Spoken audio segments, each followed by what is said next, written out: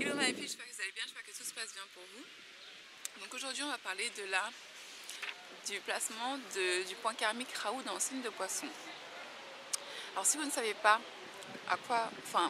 si vous ne savez pas ce que représente et ce qu'est et comment et comment se manifeste Rahu dans la vie de tous les jours, je vous invite grandement à découvrir cette vidéo où j'explique en fait clairement le positionnement et l'influence de Rahu et de Ketu dans l'astrologie et dans la vie de nous en tant qu'êtres humains, ok?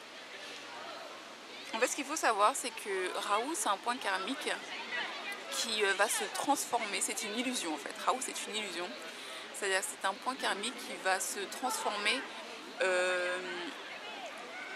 va prendre la place de la planète dans le signe dans lequel il est assis.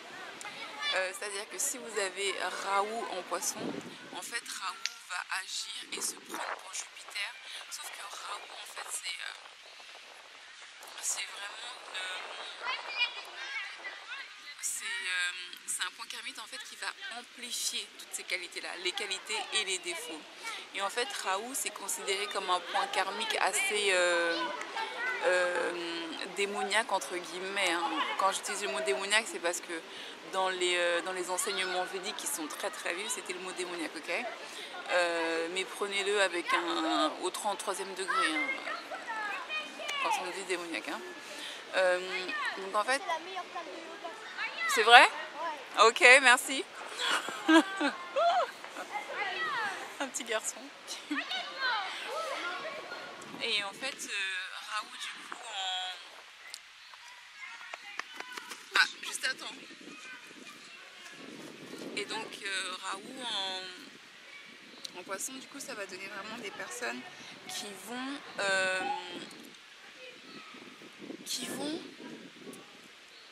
devenir... Enfin non, pas qui vont devenir, mais qui vont être très très spirituels. C'est-à-dire, vous savez, pour être spirituel, et ça c'est quelque chose plus vous voyagez, et plus vous rencontrez des gens, et plus il faut savoir que la spiritualité, comme l'éducation, la richesse d'esprit, la générosité, ça ne se voit pas. C'est-à-dire que ça ne vient pas d'un statut social. Forcément, c'est favorisé par un statut social, ok? C'est-à-dire que l'éducation, c'est favorisé par un statut social. Mais en fait, ça, ce sont des choses qui sont très universelles, ok? C'est-à-dire que la spiritualité, vous l'êtes ou vous ne l'êtes pas. C'est-à-dire que, quelle que soit votre religion, votre mode de vie et tout, vous l'êtes ou vous ne l'êtes pas. Et en fait, Rahu en Poisson, ça va du coup donner des personnes qui vont être spirituelles et qui ne vont pas être attachées au monde matériel, car la spiritualité n'appartient pas au monde matériel. La spiritualité, c'est d'abord le travail sur soi, ensuite c'est la découverte des autres, c'est le voyage, c'est l'exploration. C'est-à-dire qu'il est très très très compliqué, voire impossible, d'être une personne spirituelle sans voyager. Clairement. Il est très compliqué d'être une personne spirituelle et d'être attaché beaucoup au matériel. Alors forcément, que le matériel vous fasse plaisir, que certaines choses vous fassent plaisir, vous mettent à l'aise, ce genre de choses-là, c'est autre chose, ok? Mais vraiment d'avoir une quête 100% matérialistique n'est pas spirituel. Parce que du coup, le spirituel, en fait, c'est tout ce qui appartient au monde immatériel, c'est-à-dire les choses qui ne se voient pas, mais qui se vivent, qui se ressentent et qui se partagent.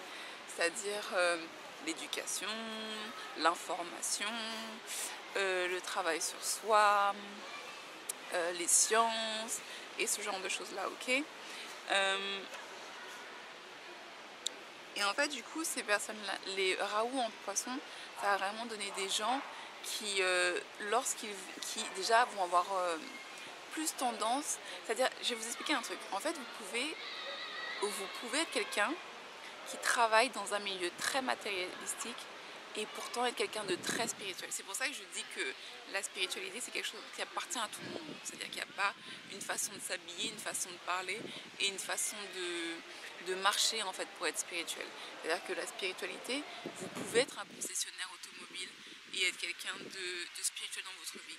Vous pouvez être un ingénieur et être quelqu'un de très spirituel. Parce qu'en fait, Rahu en Poisson, ça va vraiment donner des gens qui vont explorer chaque sujet et qui vont vraiment... Oh là là, j'ai l'impression que je me suis perdue. En fait, ils vont explorer chaque sujet et qui vont vraiment se focaliser sur ce qu'on ne voit pas. C'est-à-dire que oui, vous allez ramener une voiture à quelqu'un pour qu'elle soit réparée, mais la personne qui va découvrir le moteur, en fait, elle va du coup être à la recherche de tout ce qu'on ne voit pas du fonctionnement, du système et de ce genre de choses-là. C'est-à-dire que même pour être spirituel, en fait, vous n'avez pas besoin forcément, il n'y a pas une façon de pratiquer la spiritualité comme il n'y a pas une façon de méditer. C'est-à-dire que beaucoup de gens pensent que pour méditer, vous devez vous asseoir, vous devez faire et ce genre de choses-là. Et encore, moi je le fais très très mal, ok? Mais en fait, la méditation, vous pouvez faire des exercices de sport et être en pleine méditation. Vous pouvez être en train de cuisiner et être en pleine méditation. Vous pouvez être en train de prendre votre douche et être en pleine méditation. La méditation, ce sont des choses qui sont tellement intérieures qu'il n'y a pas de façon précise de méditer, comme il n'y a pas de façon précise d'être spirituel. C'est vraiment, vraiment des choses qui appartiennent au domaine de l'immatériel. Et comme vous voyez, le domaine immatériel, il est partout en fait. Vous voyez ce que je veux dire? Le domaine du matériel, c'est le bâtiment qui est juste en face de moi. Il est là. Il bouge pas. Il a cette forme-là. Demain, il sera encore là. Après-demain, il sera encore là. Ça fait 10 ans qu'il est là. C'est du matériel. L'immatériel, ça bouge. Je sais pas comment vous dire, j'espère que j'ai été claire. Mais du coup, en fait, Raoult en poisson, ça va donner des personnes qui vont être intéressées par beaucoup de sujets et qui, sur chaque sujet qui va les intéresser, que ce soit la mécanique, les sciences, la psychologie, la mode, ce genre de choses-là, ils vont vraiment explorer dans ces sujets-là. Ils vont vraiment aller s'intéresser à la science, au savoir, aux traditions et ce genre de choses-là. Et tout ça, c'est des domaines de la spiritualité, ok? C'est de la richesse intérieure, ok? Et en fait, toutes les qualités de Jupiter, elles sont amplifiées. Donc du coup, ça va être des personnes qui vont pouvoir parler de ces choses-là, qui vont pouvoir les communiquer, qui vont pouvoir les apprendre et ce genre de choses-là. En fait, Raoult, dans le signe de Poisson, c'est un signe qui, du coup, au lieu de devenir un peu maléfique, car du coup, ils sont attirés par le matériel, va devenir un signe plus ou moins vraiment, pas déité, déité on dit en français? Ouais, divinité je crois, divinité, dans le sens où vous voyez comme un dieu, parce que du coup le signe de poisson c'est pas du tout un signe religieux, c'est vraiment un signe spirituel. Et du coup ça va vraiment devenir des gourous, des mentors et des guides spirituels, c'est-à-dire au niveau de la réflexion et ce genre de choses là, ok? Et en fait le Raoult c'est une énergie en fait qui est aussi qui est étrangère.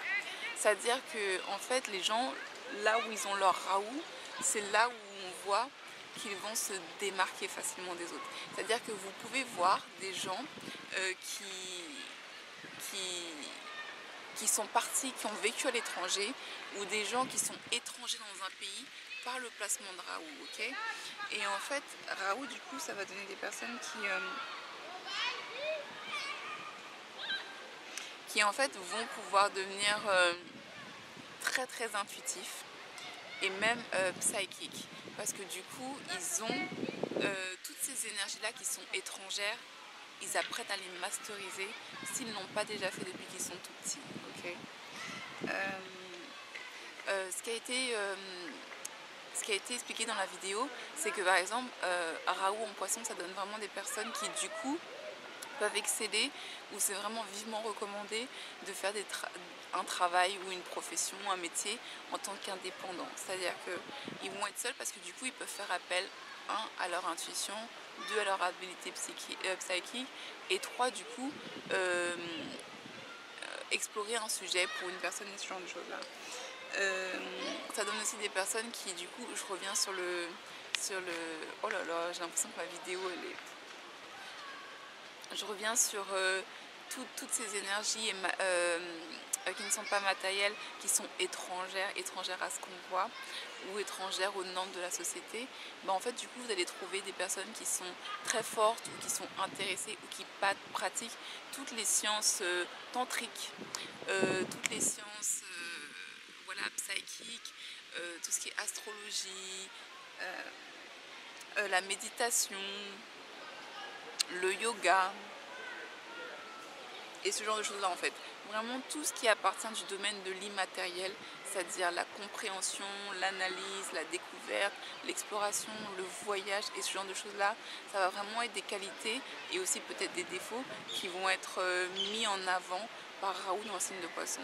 Donc voilà, je fais des énormes bisous ma épique, on se retrouve très très bientôt. En attendant, découvrez-moi sur tous les réseaux sociaux, en l'occurrence Instagram car c'est là que je suis le plus présente, et surtout découvrez mon compte ésotérique qui s'appelle Viser les étoiles. Et très très bientôt on passe à la prochaine vidéo, on se retrouve sur ma chaîne YouTube. Namasté, bye.